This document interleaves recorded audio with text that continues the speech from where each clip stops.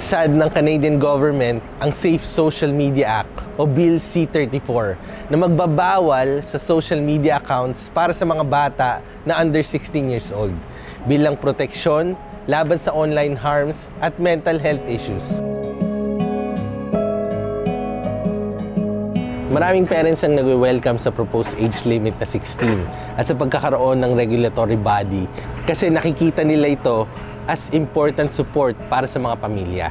Pero sabi rin nila na kailangan talaga ng malinaw na enforcement rules at dapat maingat sa mga exemptions para sa mga platforms hanggang sa sigurado na may proper safeguards.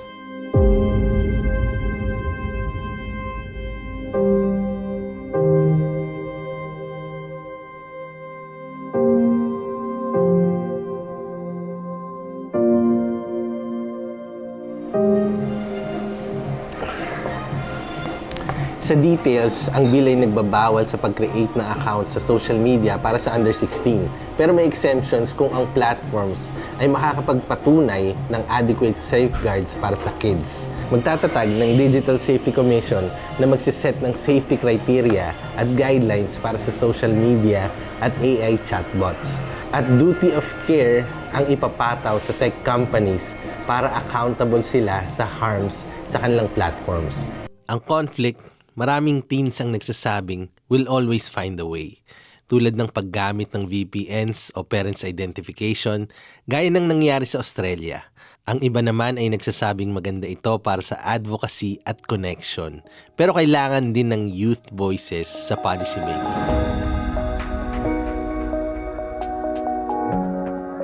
Nakikita ko yung sarili ko at that time na medyo may pagka-rebellious. Nag-a-adapt yung technology and yung law hindi rin ganun kabilis mag-adapt sa technology. Lagi silang nauunahan. Bago makapaggawa ang gobyerno ng sarili nilang commission is nag-iba na yung technology. May mga bagong apps na, baka may bagong social media na, baka may bagong messaging app na, may bago na na-discover ang mga bata na makahanap ng mga harmful contents. Kasi ang sila lang nila is yung mga social media platform. And yung Roblox, yung gaming na yon, is my way para sa mga predators na maka-connect sa mga bata. And kung hindi kasama sa conversation yon, and paano na?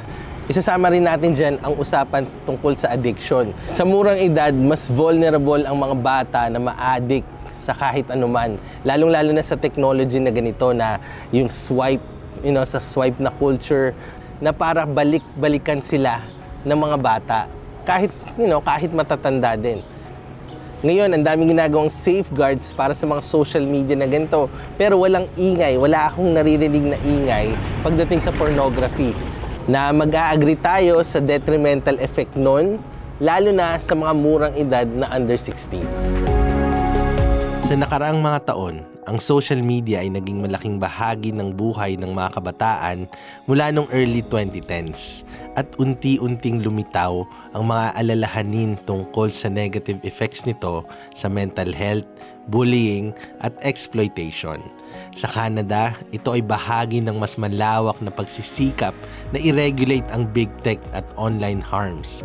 Katulad ng mga issue na nakita ng ibang bansa tulad ng Australia kung saan may mga bypass method ang mga teens sa kanilang age verification rules.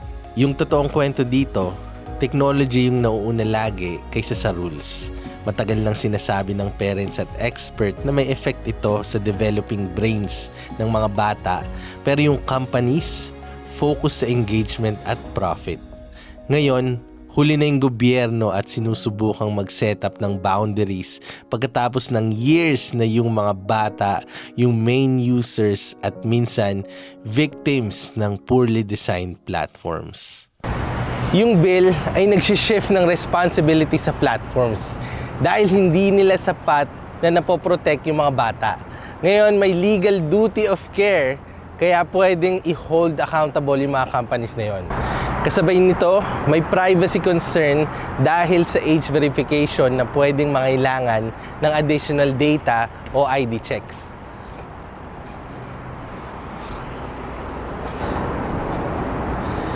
Politically, ito ay parte ng efforts ng gobyerno na i-address ang online harms at gawing accountable ang tech giants.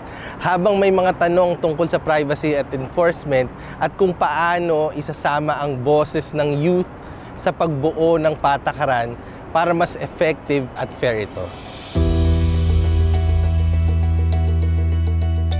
At ngayong may tools na tayo katulad ng AI, ito naman ang sabi niya. Evidence from similar age restriction policies shows outright bans often push to teens toward workarounds while risking loss of supportive online spaces for vulnerable youths. Stronger results come from pressuring platforms on safety standards combined with digital literacy education and family tools rather than prohibition alone.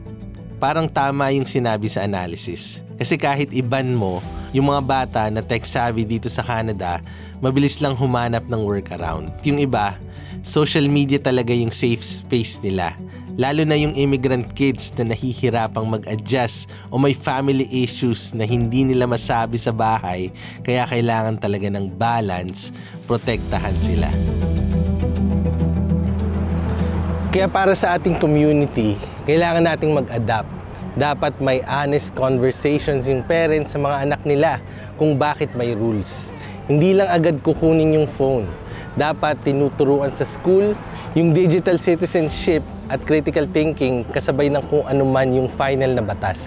At kailangan nating siguraduhin na may boses yung young people kapag pinag-uusapan yung enforcement details.